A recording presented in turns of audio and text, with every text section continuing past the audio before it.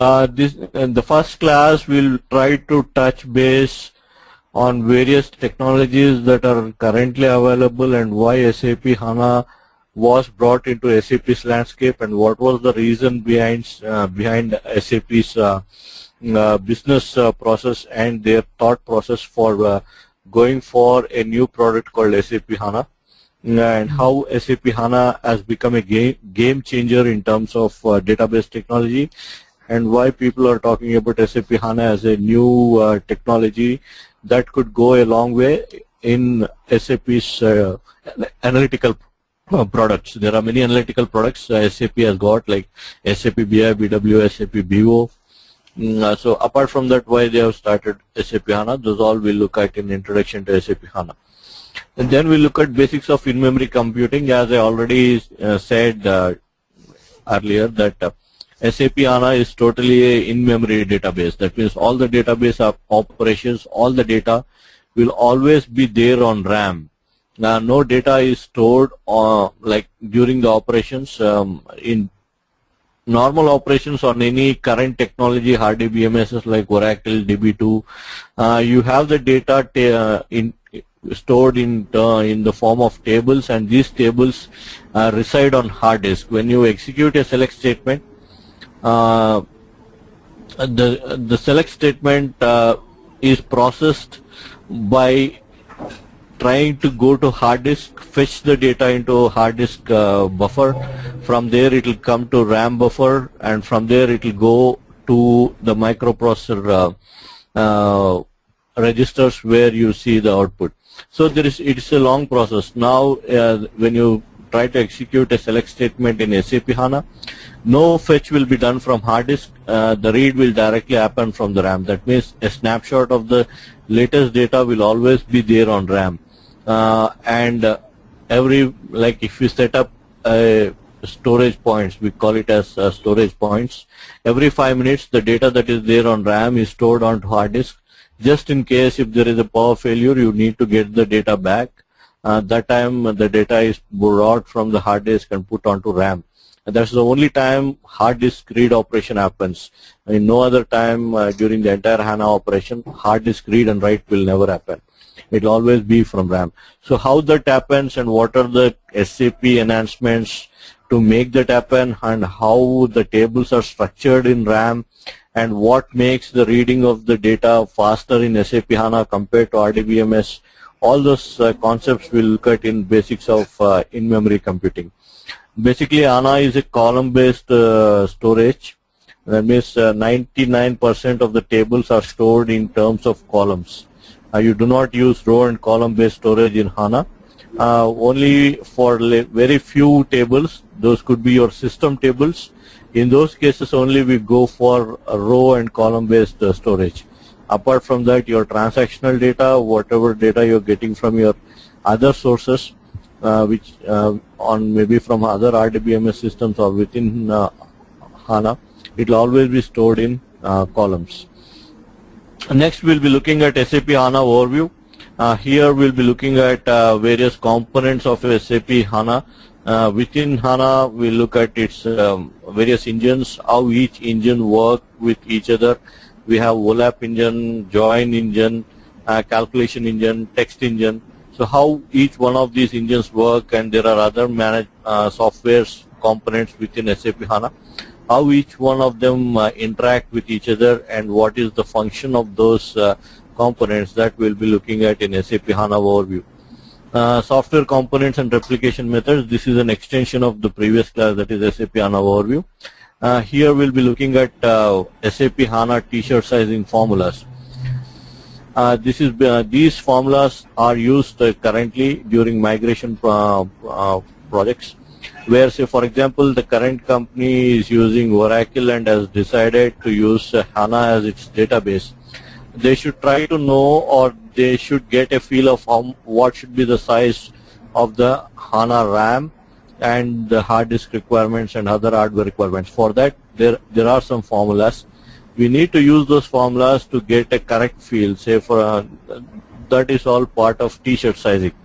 HANA servers are talked in terms of t-shirt sizes, similar to how we use our t-shirts like L size, M size, large size, XL, extra large. That's the same way HANA servers are defined. So to find out those sizes, we need some formulas. Those all we'll be looking at in software components. And replication methods are those methods used to replicate data from other sources. These sources could be SAP ECC systems, that is SAP R3. In general terms, we call it as SAP R3, which is an ERP system where you have SD, MM, HR, and all those modules. Yes, please. I mean, instead of briefing about all these topics, it's better you take one topic and explain on that. Let's say you go into basics of in-memory computing, and you can discuss about that instead of briefing on these topics, because I'm a fresher. I'm not sure about these terms. So even if you are briefing about these side topics, I'm not able to understand. So if you take any of these topics and explain in detail, then that would be clear. Basically, I'm walking you through all the topics that I'm going to cover through the entire 7 weeks. This is like an overview of what I'll be covering for during the course details. This should take like 20 minutes. After that, I'll take a topic and I'll give you an overview of how the class will be. Does that sound good, or do you want me to take a topic and explain? That's good. Because you should know what I'm going to teach. But anyway, on the whole side, SAP HANA is a database, so we'll be covering all this. And in week 2, we'll be looking at SAP HANA Studio, which is an interface through which we'll be loading data. And week 3 and 4, we'll be looking at HANA reporting and also the select statements, DDML statements, and all those things. So let me take, as you requested, let me take one topic. Let us say in-memory computing. So I'll take.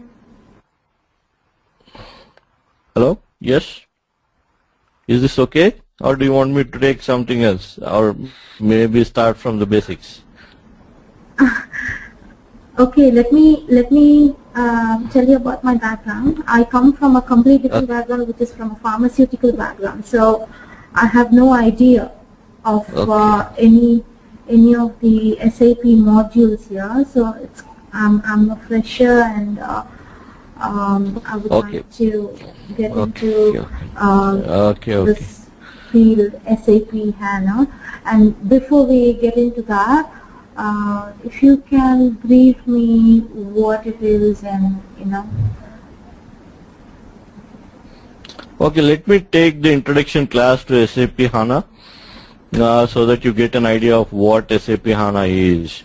We'll start with big data and big data analytics. You know about data, right? What is data? Yeah?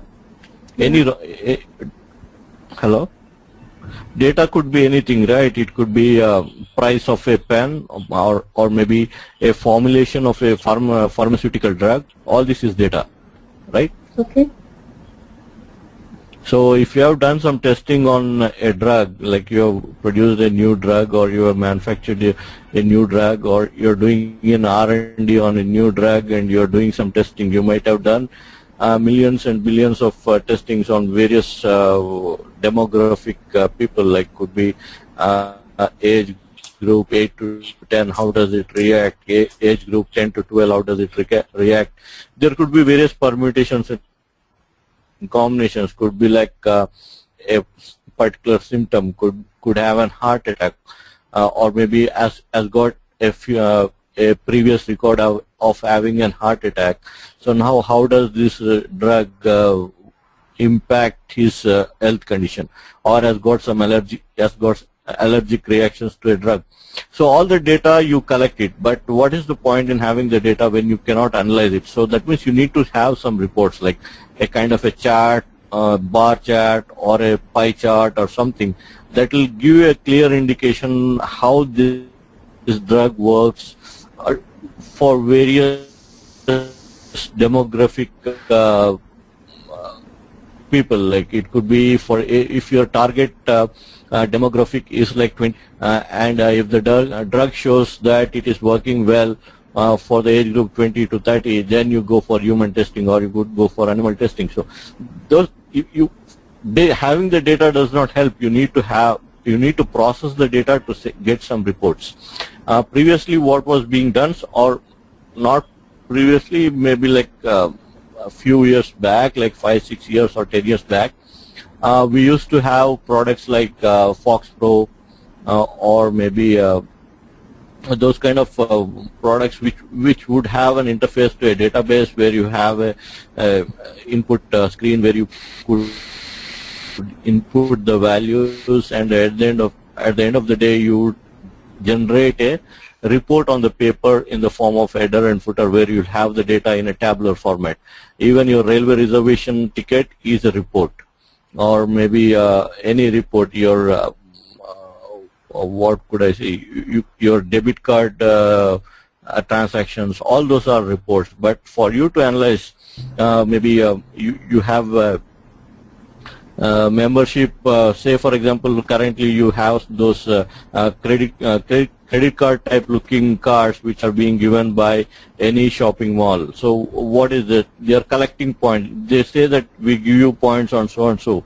Why are they doing that? They do it because whenever you do a purchase, they see what are the products you are buying, and they have a record of that in those cards. So using that record, they can target a particular kind of an advertisement to you, specifically which has been tailor-made for that particular person based on your buying transactions. Those all analysis is coming from doing data analysis. So currently we call it data, but recently, like 2 years back, people have coined this word as big data. Big data means data which is very huge, which could be in billions of records.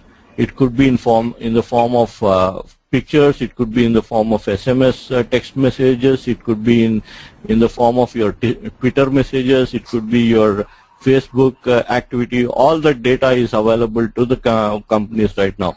Even if you go to Facebook or Twitter, you can get a lot of customer feedback from those social networking sites.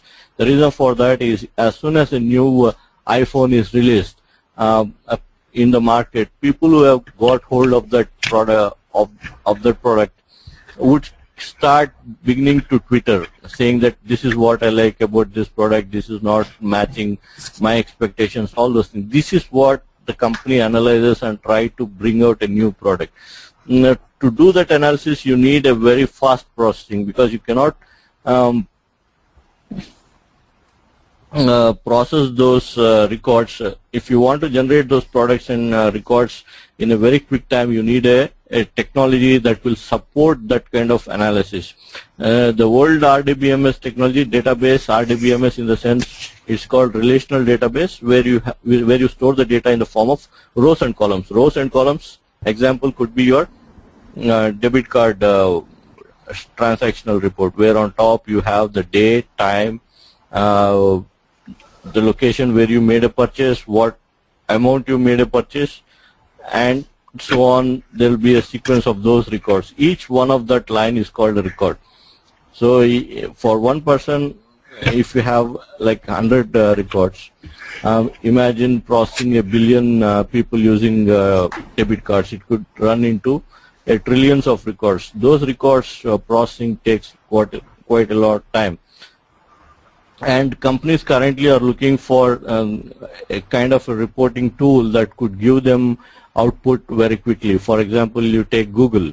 If you take Google and if you type in a word, you get the result in a very quick time, like within a millionth of a second. You see what though it may not be exactly like what you want, but it shows you the report. That is the kind of the thing that most of the major organizations are looking for.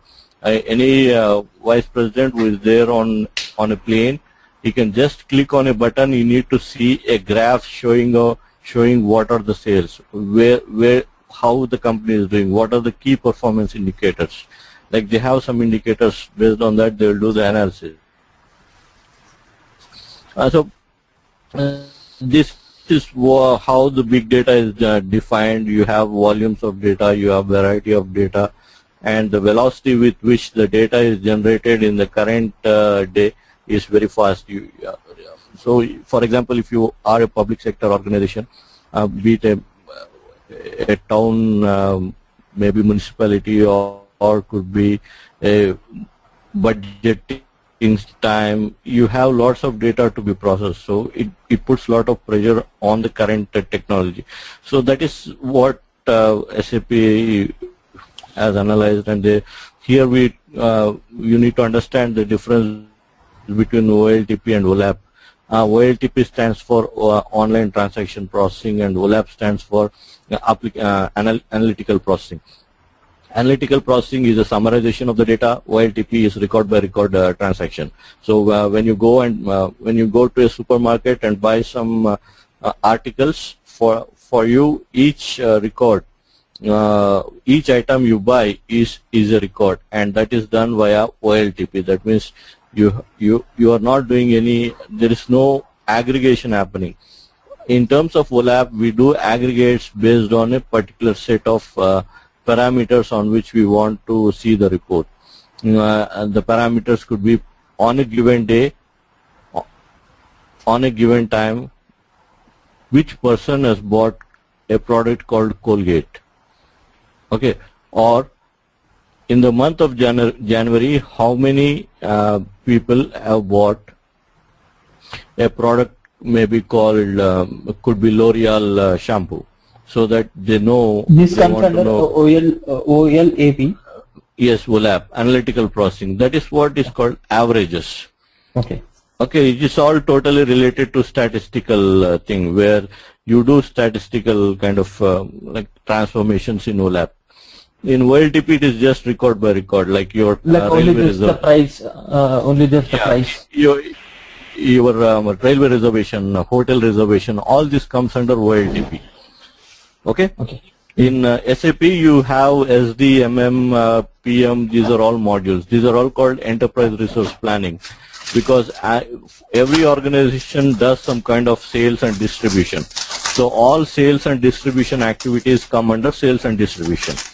Okay, all material management. For any organization, either has to store the material and then do some engineering work or transform it into a different product. So they have warehouses where they store these products. That comes under warehouse management. All those comes under OLTP, where you are doing record by record. But in OLAP, what happens is you are trying to find out based on few parameters. Say, for example, you want to plan for 2014. How do you plan for 2014 as an organization? How do you set your targets for 2014? You cannot set the targets out of thin air. You need to have some basic data from the past 6 years. You see, from the past 6 years, looking at the economic conditions, looking at the maybe inflation and all those things, you put those parameters. Based on that, you say, okay, for my company next year, 8% growth is feasible. So that is where they say next year we are planning to achieve 8% growth. That data comes from OLAP processing. Clear so far? Yeah. Sudha, is it clear? Hello?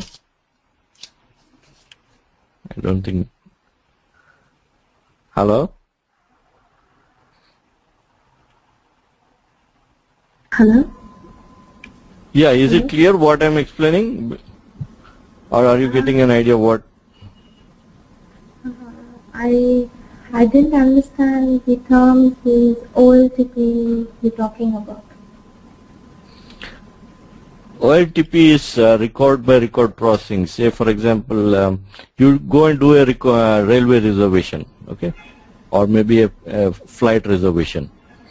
Okay, you say, I want to get on a flight. My destination is, say, Bangalore. Okay, and the time is so and so. You go and do a reservation. For doing a reservation, what are all the process you follow? What is the process you follow for getting a train ticket?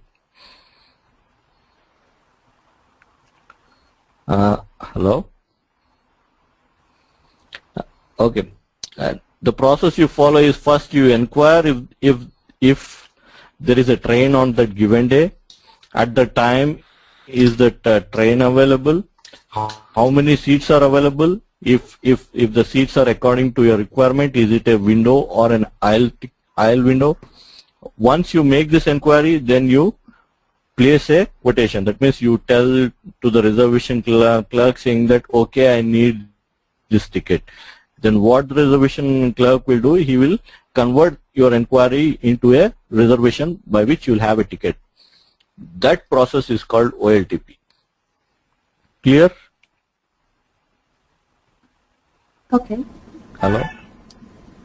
So, and when it comes to OLAP, say for example, it is an holiday season and the flight maybe we'll take an example of Indian Railways.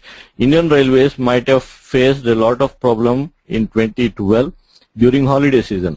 So they want to plan for 2013 so that there are no complaints from the general public. So what they would do? They would take just before the holiday season of 2013 starts, that is December and New Year, they would go to 2012 and they will say from which destination to which place there was the highest demand for tickets, how many trains were running during that day, and how many coaches were additionally added. That is done by doing an average, right, from your 2012 records. That means that Yeah. you analyzing the past data. That's it, right? Yeah, that's the past data which you have 2012. You cannot do a prediction based. 2013 data is not there, right? You only do a prediction based on the past data, which is called historical data. It is all historical data. You do OLAP analytical processing on historical data, right? So during 2013, 2012, there might be a very huge demand for people traveling from Bangalore to Delhi. So they might run a special train from Bangalore to Delhi twice a week or thrice a week, right? That decision comes from analyzing the data that is there from 2012. Yeah? Yeah, got it. That analysis is done using OLAP systems. Okay? Yeah.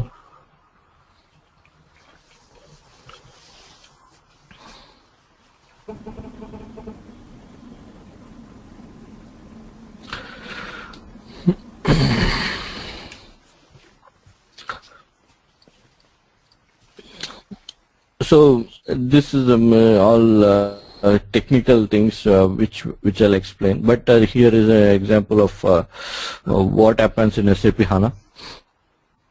In current hardware, you do the entire processing in like the way the processing happens is, if I can explain it in Word document. Just a minute.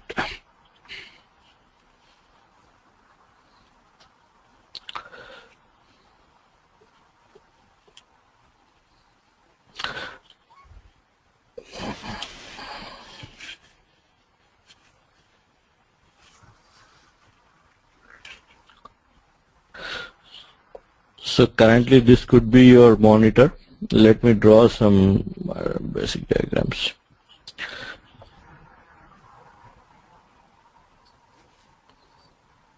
And this could be your CPU. And within this CPU,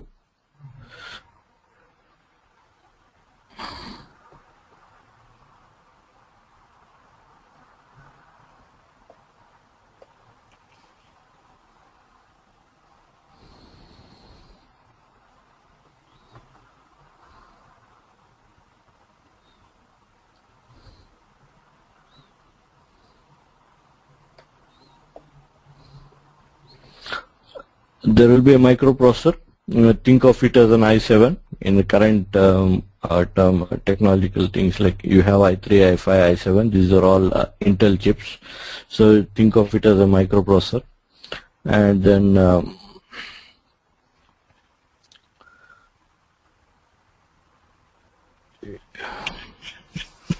there will be various hardware, but I'm only highlighting the main important hardware. So on your, this is your screen, you have your microprocessor, and this is your hard disk, and in between these two you will have something called RAM.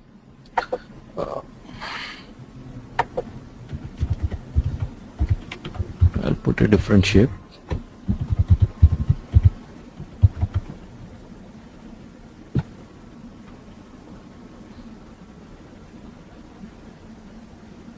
Okay, now if you execute something on your system, okay, say for example the current Word document which I am preparing, every minute there will be a request being sent from my system.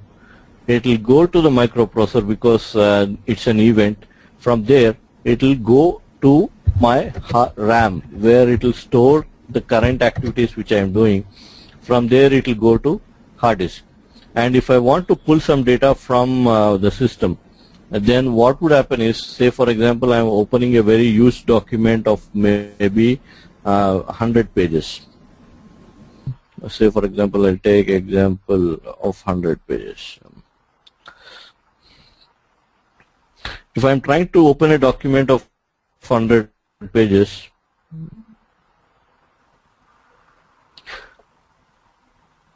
first that 100 pages document will be there on your hard disk as some .text file or .doc or .doxe.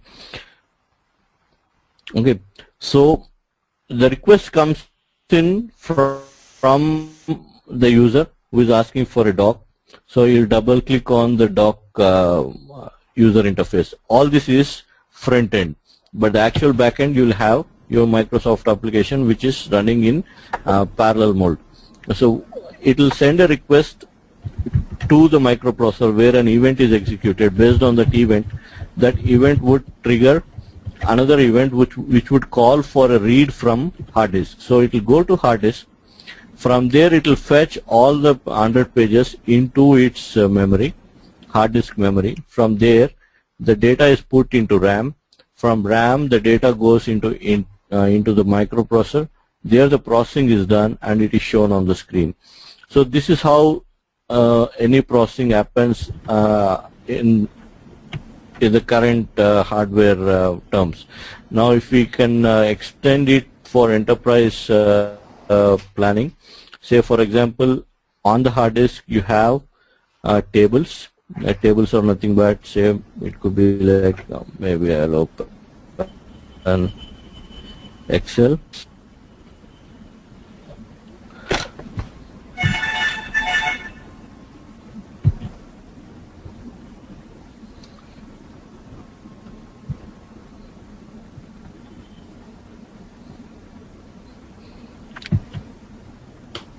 See all this processing, you see events going to and fro between the microprocessor, hard disk and RAM.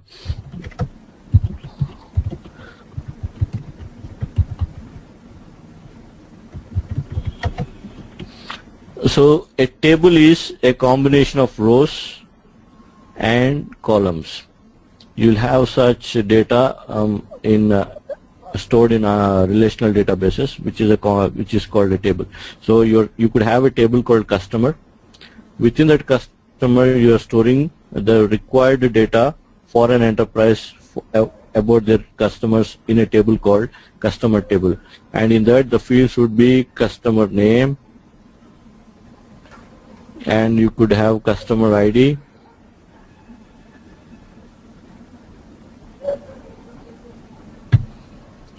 and then maybe address, date of birth,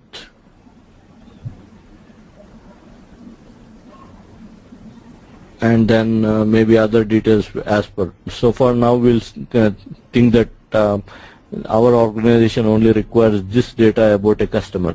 So you might have multiple records about a customer. A customer could have given a name as ABCD, it could be name, and this could be his unique identification number which you have given him. His address could be this.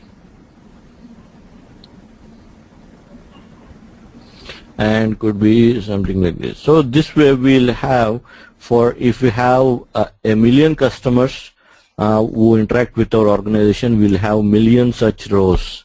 So each row is called a record, and this is called a field within the table. So this is the table name, you have the field name, and you have a record. So that way you'll have multiple tables which are related. Could be like product, you have product and product table, and you could have materials table. You could have various other tables. Like all these tables put together is called a database. So you need to fetch the data. How does that happen in terms of the current RDBMS? RDBMS in the sense through relational database, where you have the data stored in terms of rows and columns. And columns. These are columns, okay, and these are rows. Each row is called a record, or in RDBMS technology you call it as a tuple. Tuple means nothing but a set in mathematical terms. So a set of data related to customer is called a tuple, which is called a record. Okay, in simple terms we call it a record. In RDBMS terminology we call it as a tuple, and in mathematical terms we call it as a set. So you want to get millions of records, so how does it happen? So you need to execute a command on your front end, like maybe a select statement. You have a database select, maybe name, comma, something like this. You might have executed this name, comma, age from a table customer. So once you execute this command on the front end, the request goes to the microprocessor first. It will see the request, it will invoke a event. That event will trigger a read from the hard disk. So hard disk is a combination, it has multiple magnetic disks arranged in layers, like you have a something like this. You have a disk. Let me find a circle. Where is it? Okay. You have disk, and then you'll have one more disk. So between these two there will be a read and write head, okay, which we call it as here. You will have a read write head.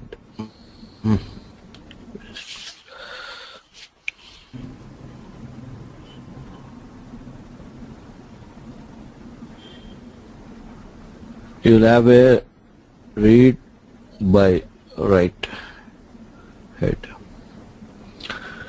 So the disks keep spinning. That is the noise you hear when you start your hard desktop or laptop. The disks rotates at a very high speed, and you have a stationary head. This read-write head will try to look for the current segment. This is all related to hard technology, where you have the read-write head, which will be stationary, and it will look for a sector and a segment. So your data is written into sector and segments. From there it will read the data. From here the data is put into what we call it as, it will have a buffer. Every hard disk will have a buffer, every hardware will have a buffer, like a temporary storage. So it will insert the data, read the data, and then it will collect all the records here. From there the data is put into RAM, that is your internal memory. From there the data comes to RAM. Here, from here the data goes to your microprocessor.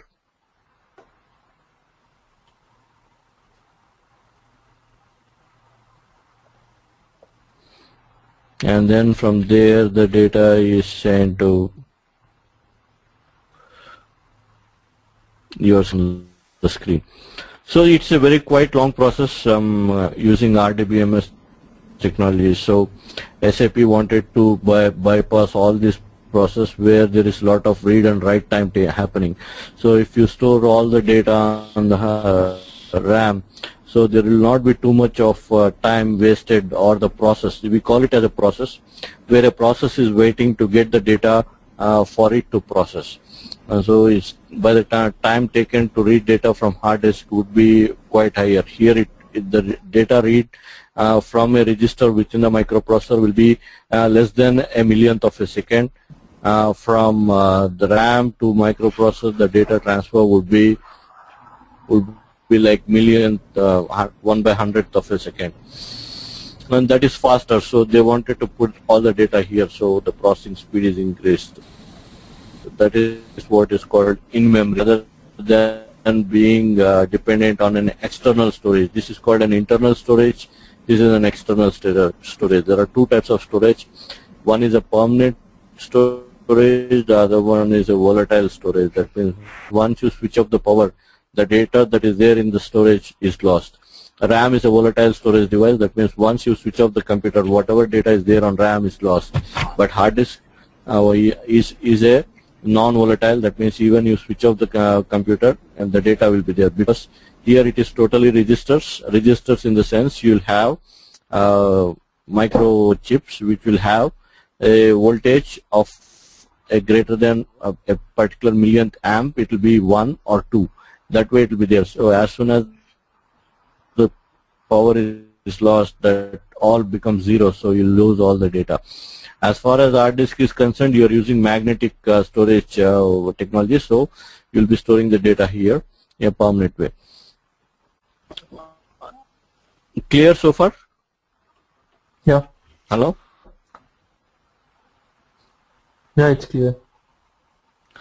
So that is what happened. Wanted to use RAM because currently the RAM processing speed is high.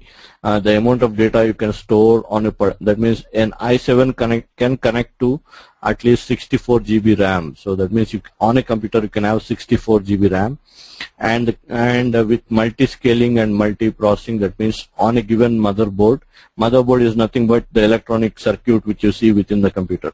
On the motherboard there will be a single microprocessor for your home desktops and laptops, but on production servers you can have like 10 to 12 or maybe even 30-40 microprocessors on a single circuit board, which is called a motherboard, and each microprocessor will be connected to a 64 GB RAM based on the processing capacity of the microprocessor. Intel's microprocessor E7-2800, which is being used in all the servers, like latest servers. Each Intel chip can address up to 64 GB RAM.